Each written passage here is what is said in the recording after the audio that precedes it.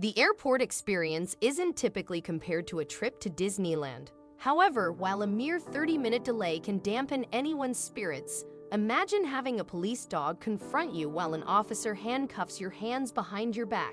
This unusual scenario unfolded for a Canadian man returning home after a brief overseas trip. While such a reaction may seem excessive, it was prompted by the discovery of an unconventional cargo in his luggage, posing an immense threat that required immediate action. Upon touching down at Toronto's Pearson International Airport, the Ontario native appeared to be a typical jet-lagged passenger relieved to have completed his half-day flight from Russia. Little did anyone know that his primary concern was the stowaways hidden within his carry-on. As he disembarked, his heart raced with anxiety. He had successfully navigated Russian security with his cargo, but could he manage to smuggle it through one more checkpoint? Budanov had reason to be confident, but he hadn't accounted for one crucial factor: sniffer dogs. The sight of Border Patrol canines was unwelcome, but perhaps he hoped they wouldn't detect what he was carrying. Approaching the customs agent, he reached for his documents. Then came the barking and more barking. He casually looked away, hoping they were focused on something else. But in an instant, the dogs were on him. The canines directed their barks at Budanov's bag, prompting the Border Patrol agents to swiftly seize it. Upon opening the carry-on, they were perplexed to find another bag inside. The situation grew even more peculiar when they discovered 10 more bags inside the second one, all made of cloth and damp to the touch. A single whiff of the heavily perfumed pouches told the agents that whatever was inside was not meant to be discovered. Taking the bags to the examination room, the agents suspected they might contain standard international contraband, possibly drugs. However, when they finally opened the small pouches, they were in for an unexpected surprise. Inside, they found thousands of leeches, all alive and squirming. Budanov was promptly arrested, though the nature of his crime remained unconfirmed. While his method of transport was suspicious, the agents weren't certain if these leeches were illegally imported. To confirm their suspicions, experts from the Royal Ontario Museum and the American Museum of Natural History were consulted. Utilizing cutting-edge technology, zoologists analyzed the leech's stomach contents to determine their species and whether they had been caught or bred.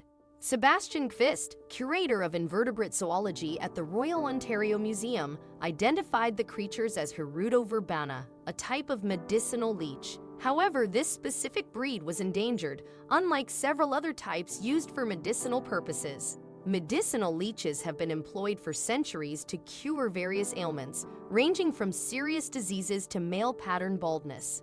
Their use dates back to Indian physicians Karaka and Sushruta in the 8th century BCE. Medicinal leeches gained popularity in the Western world in the 2nd century through the advocacy of Greco-Roman physician Galen. Bloodletting, often referred to as leeching, became widespread, with physicians earning the nickname leeches.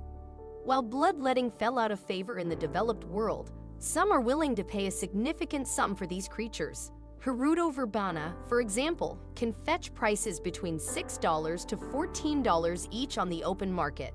With nearly 5,000 leeches in his possession, Budanov likely anticipated a substantial payday.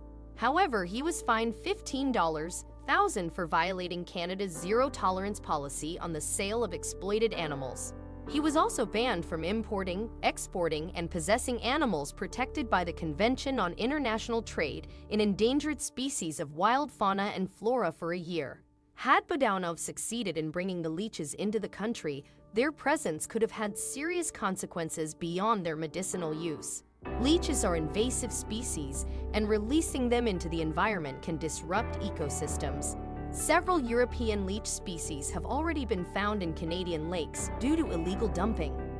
Fortunately, the quick action of Pearson Border Patrol agents prevented thousands of these creatures from ending up in Canada's waterways. Nonetheless, animal trafficking remains a significant issue in North America, with various unconventional cargo occasionally making its way into the country undetected. As the officers approached, the trio became aware that they had been exposed. Caught red-handed while attempting to cross the border, they hastily retreated to Mexico, leaving their belongings behind.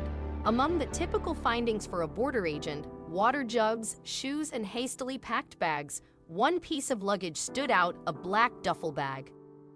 Their suspicions wouldn't wane, so the agents unzipped the bag and opened the flap. A single glance inside revealed the purpose behind the attempted border crossing. It wasn't an attempt at a fresh start, it was an act of smuggling. What was the smuggled cargo? None other than a tiger cub, likely just a few months old, lying unconscious in the duffel bag, thankfully still alive.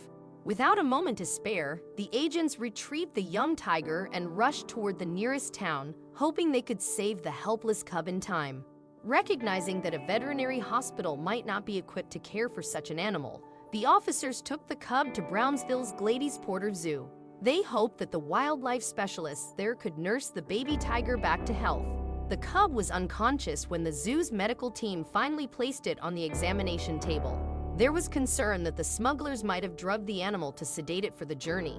Thankfully, they managed to stabilize the cub, and it soon regained consciousness. The news of the cub's discovery quickly spread, with Border Patrol Communications Director Irma Champo reporting that the tiger was doing great and expected to make a full recovery. Once healed, the cub would find a new home in a zoo. The attempted smuggling of tiger cubs, like this one, is a recurring issue in the United States, particularly along the southern border. Exotic animal trafficking has become an epidemic over the last few decades. The illegal wildlife trade is pretty big business, says Dan Crum, a U.S. Fish and Wildlife agent. The U.S. is sometimes a destination and transit point, and the border along California and Mexico happens to be one of those flashpoints for trafficking. Between 2005 and 2014, over a quarter of the nearly 50,000 black market animal shipments seized at U.S. points of entry came from Latin America. These shipments often included birds, reptiles, and even big cats like lions and tigers. Smuggling tigers, especially adults, is challenging due to their size, but they are highly sought after by buyers. Tigers are primarily smuggled as cubs, as many wildlife experts believe that once they grow past a certain point, smugglers may dispose of them rather than bringing them to market. The fear is that when baby tigers grow too large and uncontrollable, there is no legitimate secondary market for them. This concern is especially prominent in Asia, where large numbers of adult tigers are killed every year to satisfy the demand for their teeth, bones, and other parts, driving the Asian tiger population down to just 3,500. Surprisingly, the United States boasts the world's largest tiger population at around 5,000, primarily due to captive breeding. However, many big cats are kept in poor conditions by private owners or featured in cruel roadside attractions. Efforts have been made across the country to combat the exploitation of animals, such as Operation Jungle Book in 2017, which rescued 200 animals from abusive situations.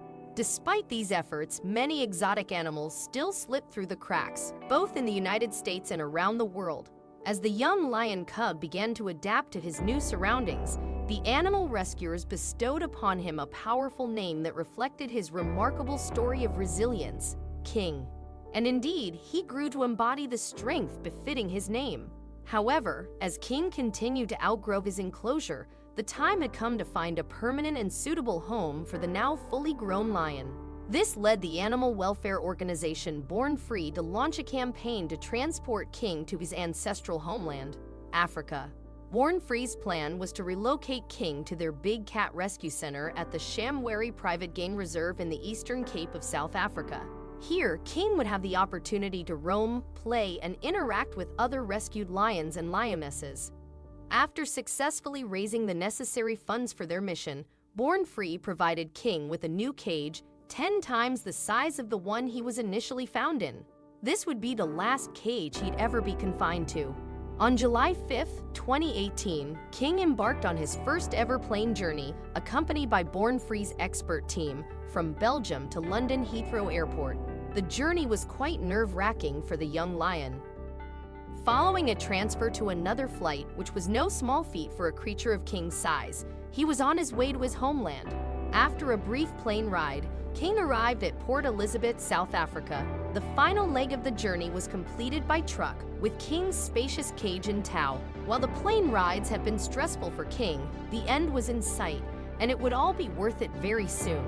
After traveling a total of 6,000 miles, King finally reached his new home at the Shamwari Reserve. The Born Free team anxiously awaited King's reaction to his new environment. As King stepped into the African sunlight, he began to playfully leap through the grass, an experience he had never had before, let alone touched. However, he quickly spotted his new playmates, Jorah and Black, fellow lions rescued from cruelty in a circus. Their welcoming roars sent shivers down everyone's spines. With his formal welcome into his new kingdom, King ventured into the wilderness to join his fellow lions. After a day filled with play, exploration, and a meal befitting royalty, King sought refuge in the shade for a well-deserved and long-overdue rest. To this day, King remains at the Shamwari Reserve, living in peace and freedom, just as all animals should be allowed to do. You can watch the video below to relive King's incredible journey.